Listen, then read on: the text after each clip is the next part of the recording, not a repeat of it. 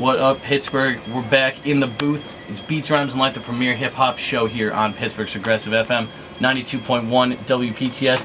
And as promised, we got a special guest here today. We got B.White of the 58s. B.White, how you doing, man? What's going on, gentlemen? How you guys doing? So some of our listeners might not know you, so how would you describe your style?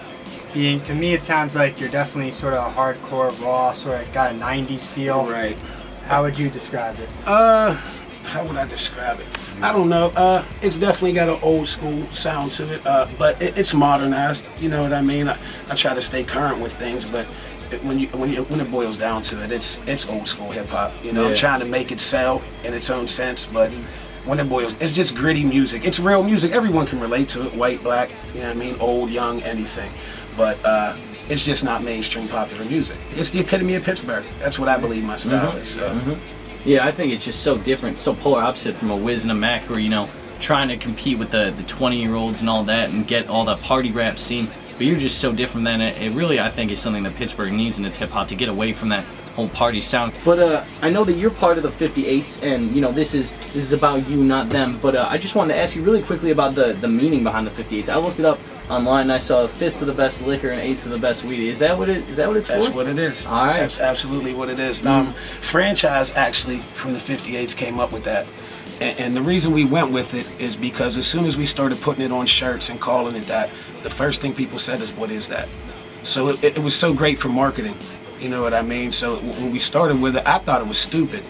My own opinion. I told Mayo, I was like, I don't really, because people keep asking me, what is it, and I hate explaining it, you know what I mean?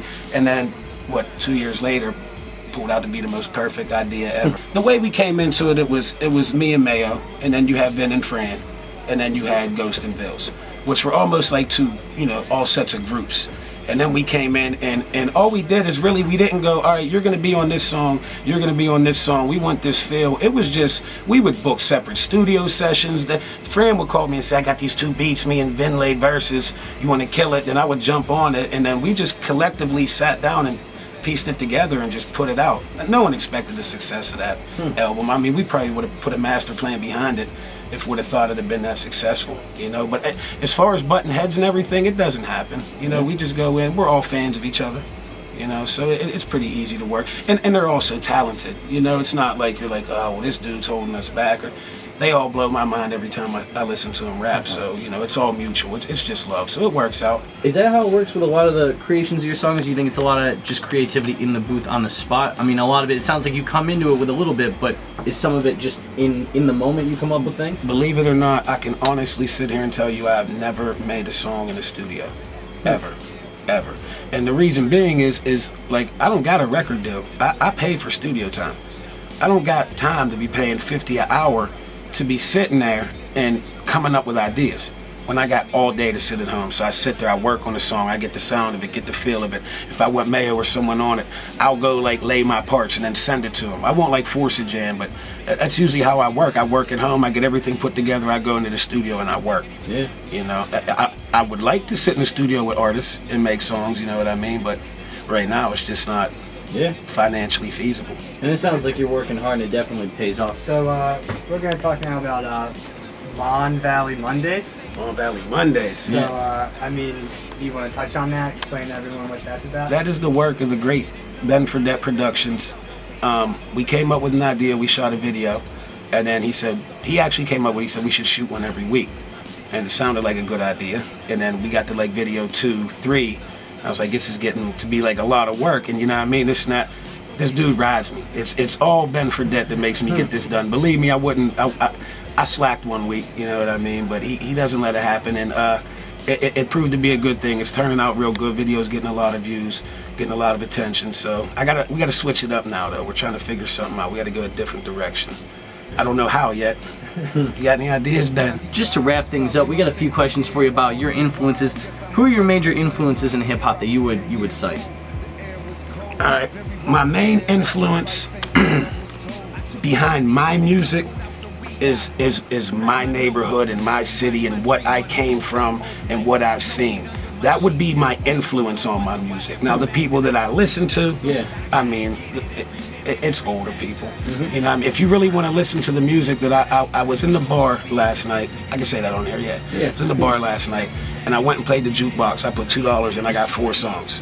I played The Ballad of Curtis Lowe by Leonard Skinner, Stop the Wedding by Etta James, Midnight Train to Georgia by Gladys Knight, and then I played Waka Flocka right after that. Oh, man, I could understand.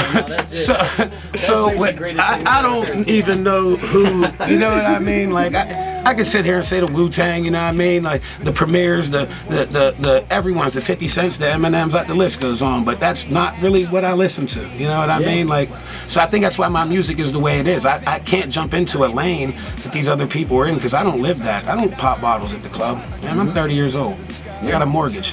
You understand what I'm saying? I don't, so I can't, I'm not gonna make those songs. They want me to. Everyone keeps saying, you gotta make a pop song, gotta make a radio song. No, I don't. You know what I mean? Millionaires I know in this music business that don't make pop songs, just tour. I won't make the amount of money that these other guys make, but I'll definitely have a more loyal fan base. And I never believe in selling out. I believe some of these guys have to go from rapper to entertainer. Right now, I'm just a rapper, and that's all I'm doing. Man, for those of you out there listening, that was some of the most real stuff we ever had on the show. That's a good answer, man. That's something to hang your hat on.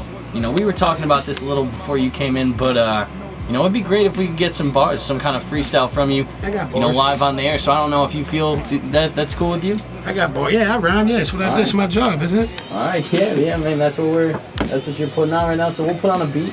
Put on a little primo for you, I think. Any beats come to mind? Nah, just throw whatever on. He don't make weak beats. All right. Got a classic for you here. It's Nas Is Like the instrumental.